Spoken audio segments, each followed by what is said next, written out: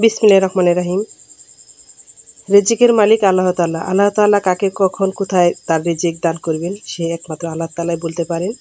আর আল্লাহ তাআলার সবচেয়ে বড় নিয়ামত হচ্ছে মানুষের বাড়িতে মেহমানদারি। আসলে মানুষ অনেকে মেহমান দেখলে রাগ করে বা বিব্রত হয়, আসলে তা না। আল্লাহ তাআলা তাদেরকে ভালো খাবার দেওয়ার জন্যই কিন্তু মেহমানদেরকে দান করে থাকে। হ্যালো এভরিওয়ান, আসসালামু আলাইকুম। কেমন আছেন আপনারা? আলহামদুলিল্লাহ, আমি কিন্তু বেশ ভালোই আছি। দেখেন আমাদের গ্রামের দৃশ্যটা কত সুন্দর। একদম ঝড়ো হাওয়া বসছে, গাছ লতাপাতাগুলো দেখেন, গাছগুলো কি সুন্দর দোল খাচ্ছে।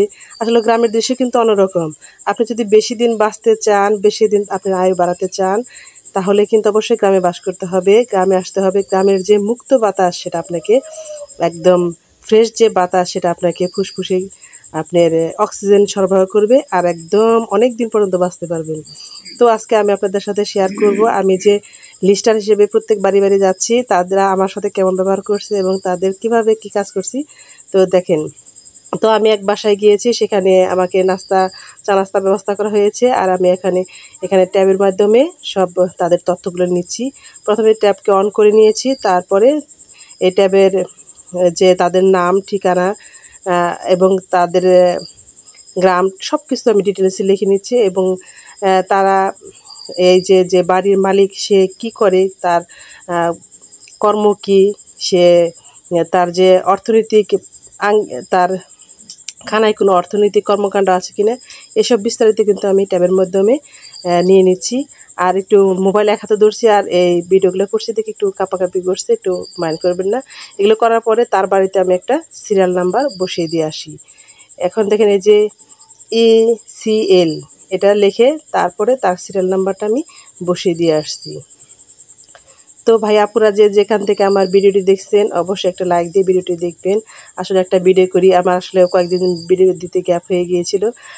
আসলে আপনারা আমার সুন্দর দৃষ্টি দেখবেন। আর এখন দেখেন এত সুন্দর একটা জিনিস দেখাবো। দেখেন, একটা চুলা, দুইটা চুলার একটা মুখ এবং একটু কালি ভরবে না, এবং এই পাইপের মাধ্যমে সে কালিগুলো একদম উপরে উঠে যাবে।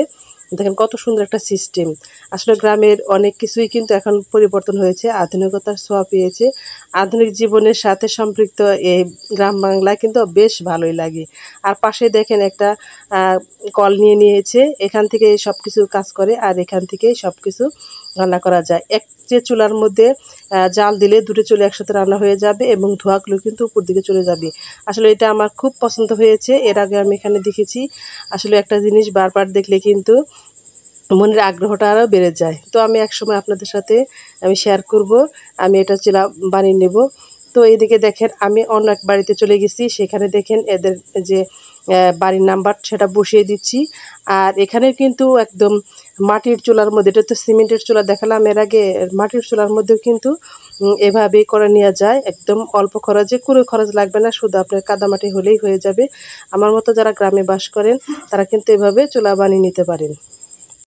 তো আমি এই বাড়িতে কাজ করছি। এই বাড়ির একটা আপু আছে, মানে ভাবি, সে কিন্তু অনেক অ্যাক্টিভ। সে একটা মুরগি ফার্ম আছে তার, এখান থেকে ডিম উৎপাদন করে এবং সেখানে ডিমগুলো বাজারে বিক্রি করতে পারে। এবং একটা ওষুধের ছোট্ট একটা ফার্মেসিও আছে ঘরের মধ্যে। আসলে এই সব মানুষকে তুলে ধরার জন্য আমাদের আজকের কাজ। আর এটা কিন্তু একদম সস্তায় ঘর তৈরি করা হয়েছে।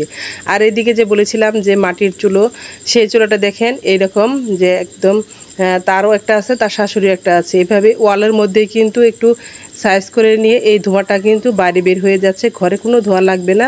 আর এই সিস্টেমটা দেখেন, ভাবি এখানে রান্না করছে। আর এই দেখেন এভাবে এই যে ওই চুলায় জাল দিচ্ছে আর এই চুলায় কিন্তু আসছে, আর এদিক দিয়ে সব ধোঁয়া বেরিয়ে যাচ্ছে। এই যেটা একটা সিস্টেম, পরিষ্কার করা যায়, এদিক দিয়েও বের করা যাবে, আবার ওই সাইড দিয়েও ধোঁয়া বের করা যাবে। এভাবে আমি একটা বানিয়ে নিব, আপনাদের সাথে যখন আমি বানাবো অবশ্যই এটা শেয়ার করে নেব।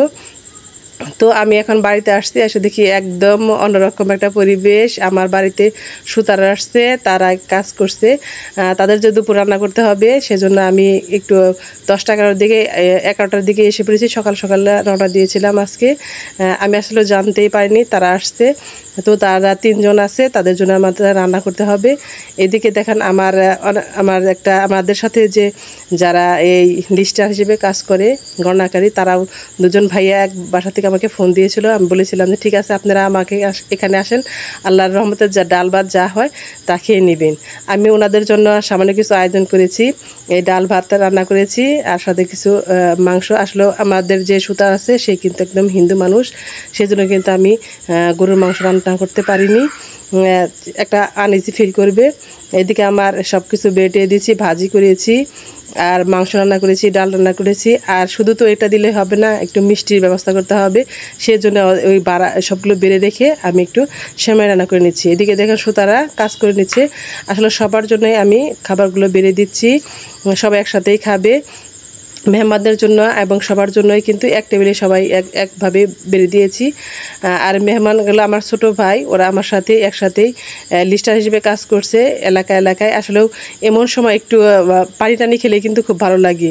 এদিকে আমি সময়গুলো ঢেলে দিয়ে দুধ আর চিনি একসাথেই অ্যাড করে জাল দিয়ে নিয়েছিলাম, আর এখানে ঢেলে দিচ্ছি। খুব তাড়াতাড়ি রান্না হয়ে যাবে। আসলে অল্প সময়ের মধ্যে আমি ওদেরকে কিভাবে কি খাওয়াবো বুঝতে পারছি না। তো আমার বাড়িতে যা আছে মেহমানদের জন্য সেটা ইনশাল্লাহ খুব একটা খারাপ হবে না। আল্লাহ তাআলা যার রিজিকে যা রাখে সেইটুকু খেতে পারবে, সেজন্য আমি সময়গুলা এখন রান্না করে নিলাম আর ওদেরকে খেতে দিব। আর ছোটো বাবু যে সারাদিন আমাকে পায়নি, সেও একটু বিরক্ত করছে, তাড়াতাড়ি যাতে তাকে একটু কুলে নিতে পারি। আমি খাবারগুলো রেডি করে দিয়ে বাবুর সাথে একটু দেখা করব, সেজন্য আমি একটু তাড়াতাড়ি করছি। আর সব খাবারগুলো আমি এভাবে বেড়ে দিচ্ছি। ভাইয়া আপুরা কেউ যদি নতুন আমার চ্যানেল ভিডিওটা দেখেন তাহলে অবশ্যই সাবস্ক্রাইব করে দিবেন, আর ফেসবুক থেকে দেখলে ফলো দিয়ে দিবেন।